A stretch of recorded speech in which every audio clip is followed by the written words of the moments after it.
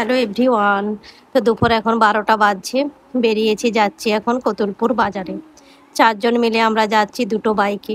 2 দেওর, 1 ননদ আর আমি। বাচ্চাদেরকে কাউকে নিয়ে আসিনি। বাচ্চারা আসার জন্য জেদও করছিল না। অনেক বাচ্চা তো, খেলায় ব্যস্ত সবাই। তো আমাদেরই একটু বাজারে কাজ আছে। আজকে প্রচণ্ড গরম বাইরে। মেঘও ধরে আছে, চারপাশটা গুমোট করে রেখেছে। মনে হচ্ছে যেন এক্ষুনি বৃষ্টি আসবে। তো তাড়াতাড়ি বাজারে যা কাজ আছে সেরে বাড়ি যাব। হয়ে গেছে আমাদের বাজারে যা কাজ ছিল। তো এখন বাড়ি ফিরছি।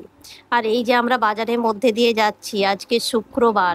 তো গরুহাটতলায় হচ্ছে আজকে হাট বসেছে। তো এত রাস্তাঘাটে ভিড়, একেই বাইরে প্রচণ্ড গরম, তারপরে দেখছি রাস্তাতেও প্রচণ্ড ভিড়। আর ওই যে সামনে দেওর আর ননদ যাচ্ছে। আজকে বাড়ির সবাইকার জন্যে আইসক্রিম নিয়েছি। আজকে বাড়িতে লাঞ্চেও দারুণ মেনু, পোলাও, মাটন, রাইস, আরও অনেক কিছু। তো ভাবলাম লাঞ্চ যখন ভালোভাবেই হচ্ছে, তো একটু সবাইকার জন্য আইসক্রিম নিই। সেই জন্য আইসক্রিম নিয়েছি। লাঞ্চ করার পরে সবাই মিলে একসঙ্গে বসে আজকে আইসক্রিম খাবো। বাচ্চারা তো আইসক্রিম খেতে পছন্দ করে। আর যেহেতু প্রচণ্ড গরম, আমাদেরও খেতে ইচ্ছা করছিল, তাই সবাইকার জন্য নিয়েছি।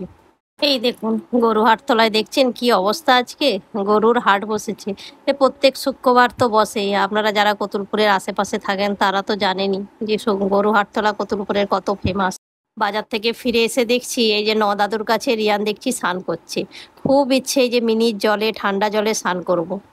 বাচ্চাদের সব স্নান করে এখন লাঞ্চ করতে বসেছে।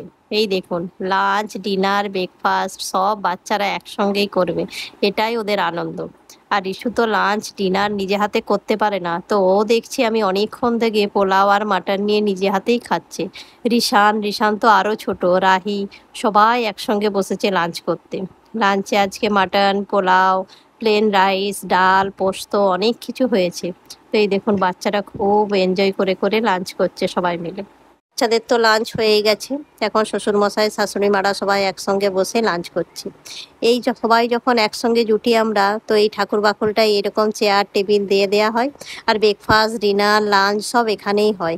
খুব ভালো লাগে এরকম ফাঁকা জায়গার মধ্যে বসে সবাই মিলে একসঙ্গে খাওয়া দাওয়া করতে।